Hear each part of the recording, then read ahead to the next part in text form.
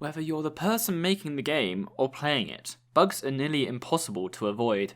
Glitches that have the player clip through walls, errors in loading save files, the wrong sprites being used, or damage being tripled. Bugs are everywhere. But what if these bugs were intentional? That was the theme for Wowie Jam 2.0. If you're interested in game development and don't know who Jonas Tyroller is, then you should find out, because not only was he the host of this jam, but he's also running his own YouTube channel that offers useful tips and advice on game design and making your own game. Oh, and he's also part of Grizzly Games, who released Islanders, and is currently making his own game Will You Snail for release this year. So if you haven't checked out his channel, go give him a subscribe, and write in his comments section, "I went to the supermarket and bought a large cabbage." No reason in particular, just do it. The second Wowie Game Jam took place on January 17th to January 20th.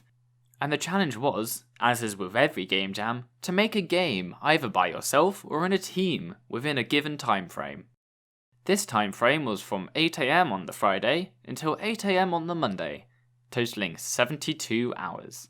For this jam, I decided I'd do something different and make a time plan, according to the recommendation that Jonas left on the itch.io page. If I sleep for 6 to 7 hours each day, with 1 hour each for getting up, and take 6 hours off on the Friday for university lectures and orchestra rehearsal, because I'm a busy boy, then that leaves me with 43 total hours to work on the game. And this was my time plan. Though in reality, when I made my game, the time plan may have changed a little bit. I woke up at 7 AM on the Friday, so I could watch the stream at 8, in which the theme would be announced. And when it was, this was my reaction. Alright, it is 7:59 AM in the morning. Got up, having a shower, got my cereal of Weetabix minis by my side. Let's begin. Let's do this. Alright, so it's 8 AM now, so that means it should be starting. Oh, it's starting. Intentional bugs. What happens if we intentionally put bugs in our games, and how can we make bugs fun to interact with for the player? Why are you still here? Get started! I don't know, I was waiting for the video to end. Intentional bugs. That is an interesting theme. I've never really thought of that as a theme.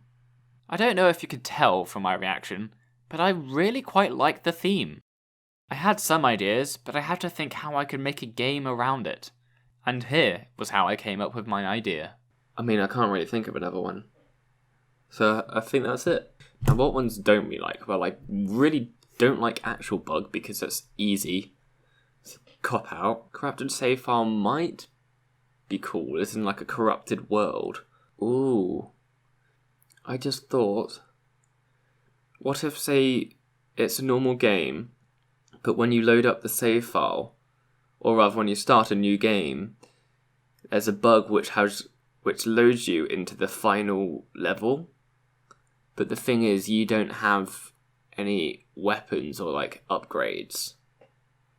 So that's a very different way of playing a level. And so you have to try and avoid the enemies rather than attack them. Ooh, I like that idea. I really like that idea. Okay. Okay, this is fun. Now time to actually make it. And so here was my game idea. When starting the game, an error would occur that would then load the player into the final level of the game. Player, however, would be from level 1, so it only has 1 health point and no stats or weapons. And so the player would have to avoid the dangerous enemies, and one way they could do this is through a broken double jump feature. This double jump would work that, when in the air and pressing the jump button again, instead of the player jumping from their spot upwards, instead the player would glitch from one position to the other. I like this idea because it would make the game quite difficult and offers a unique opportunity for exploration with the glitch jump. So I dived straight into Unity and made a basic player and worked in the double jump feature. After a bit of workover and some graphics, I also added a room scroll in the camera. At this point, it's also worth to notice I changed the double jump so the player jumps diagonally and not vertically or horizontally. But in the end, I didn't like the design, so I resorted back.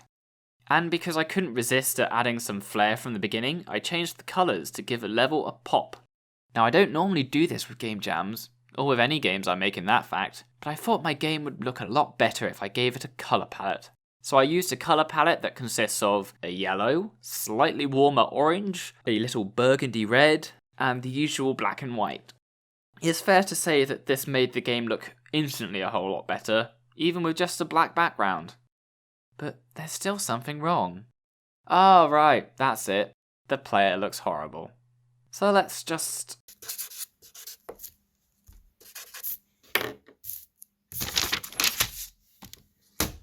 Now we have a player character. It's pretty simple, but with a simple animation, he looks really charming. Look at the way he holds his arms up when he falls. Oh, it's so cute! But enough fawning over the character, because, oh, look at the time.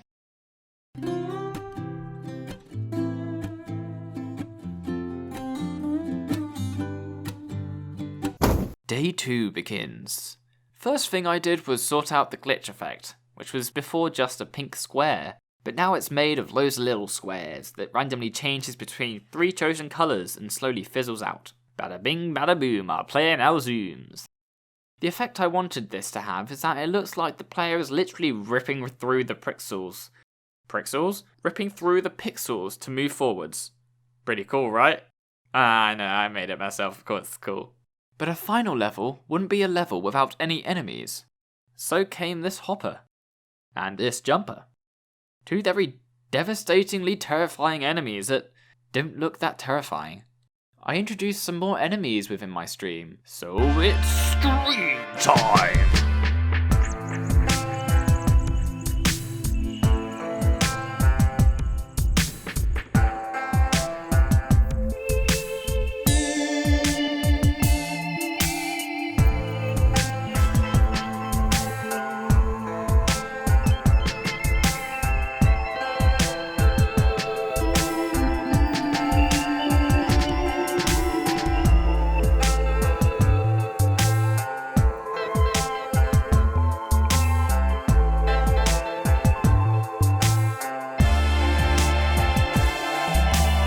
So now our game has more enemies, and it's starting to fill out.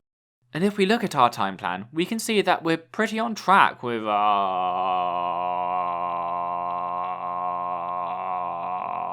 Okay, so audio.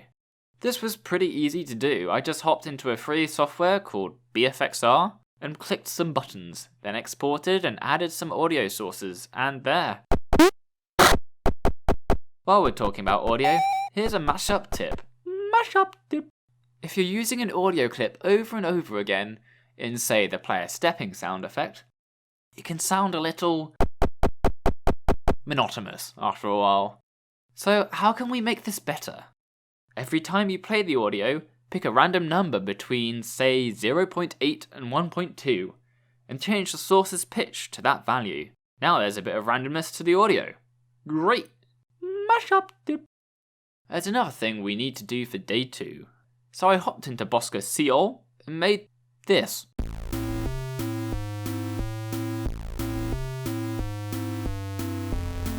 Yeah, doesn't sound pretty great. So let's start again. Open up Bosca Seol. I guess we'll do it tomorrow. Day 3. Dawn of the last day. I hopped back into Bosca Seol and made a different music track. I wanted to make the soundtrack adaptive so that more layers get added the further the player gets through the level.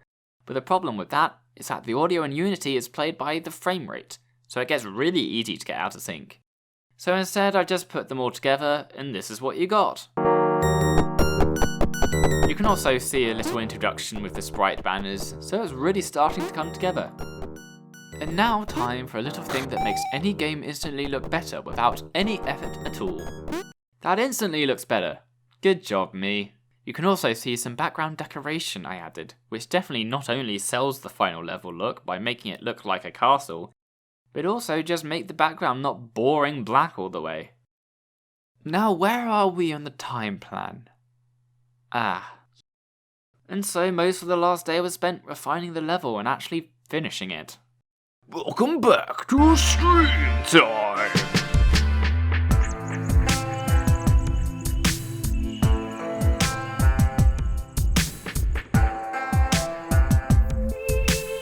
And so, on to the ending for the game. What I really wanted to have at the end was a final boss that you couldn't defeat but just had to avoid while the boss slowly got more glitched and broken until it crashed the game. But because I didn't have a lot of time, instead I went for a bit of a cop-out and just added a glitched wall that, when the player touches, just breaks the game. First it will pause the screen, then it will pause the music, then it will cut to black, and show the text, "Thanks for playing," and show how many Easter eggs you managed to find in the game. Oh yeah, Easter eggs. So I decided to hide 5 Easter eggs throughout the level, which you can get from either finding a little location off screen or through glitching through a certain wall. But that was it. I uploaded my game at 2:30, made a quick trailer, and then published on itch.io. The feedback I got over the next few days were positive, which was great, but I did notice a singularity amongst them. Now, is this my fault?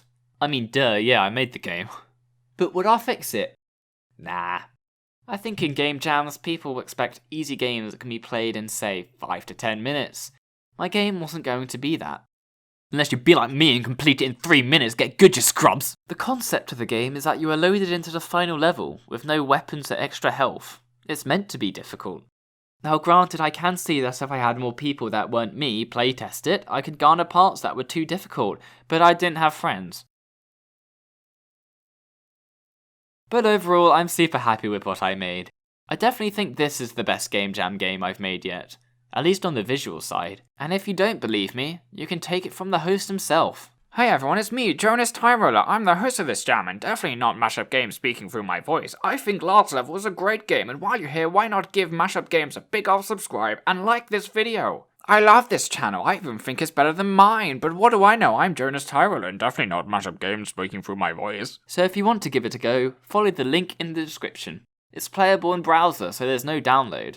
And if you're able to find all 5 Easter eggs, send me a screenshot of your end screen on Twitter or Discord. I'd like to see you try. But that's all from me. Maybe next time I do a game jam, I'll do it in a team. That seems like something I'd like to do. If you've liked this video, then please like and subscribe. This is MashUp Games, signing out. Subscribe.